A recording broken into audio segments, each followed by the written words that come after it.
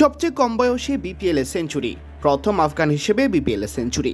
মোহাম্মদ নবীর ছেলে হাসান ইসাকিলের এমন রঙিন দিনটাও শেষমেশ জয় পাওয়া হলো না নোয়াখালী এক্সপ্রেসের। হার দিয়েই শেষ হলো তাদের বিপিএল ক্যাম্পেইন, কারণ রংপুর রাইডার্স নিয়েছে মধুর প্রতিশোধ। আগের দফা নোয়াখালীর কাছে হেরে গেলেও এবার তাওহিদ হৃদয়ের ব্যাটে চেপে রংপুর পেয়েছে দারুণ জয়।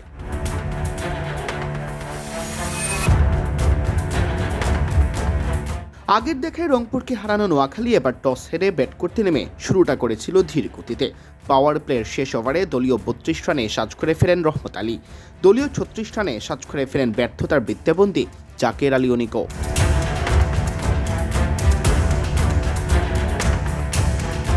এরপর দক্ষ হাতে চাপ সামাল দেন হাসান ইসাকিল ও অধিনায়ক হায়দার আলী। ইসাকিল শুরুতে দেখে শুনে খেললেও থিতু হওয়ার পর চড়াও হন বোলারদের উপর। হায়দারও উইকেট অনুযায়ী রানের চাকা রাখেন সচল। 4টি 4 ও 10টি ছক্কায় 70 বলে সেঞ্চুরির ম্যাজিক্যাল ফিগারে পৌঁছে যান ইসাকিল।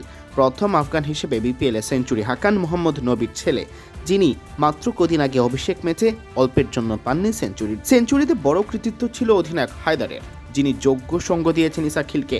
দুজনে গড়েন 137 রানের অবিচ্ছিন্ন জুটি।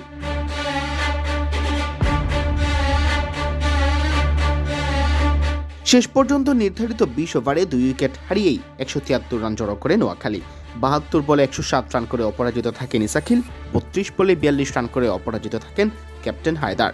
রংপুরের পক্ষে একটি করে উইকেট পান নাহিদ রানা ও আলিস আল ইসলাম।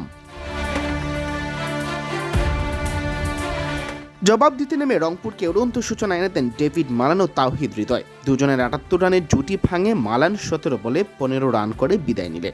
তবে হৃদয় এদিন ছিলেন দুর্দান্ত ছন্দে, তার ব্যাটে ভর করেই রংপুর পেয়ে যায় আসরে নিজেদের ষষ্ঠ জয়। সিয়াম চৌধুরী, বিডি ক্রিক টাইম।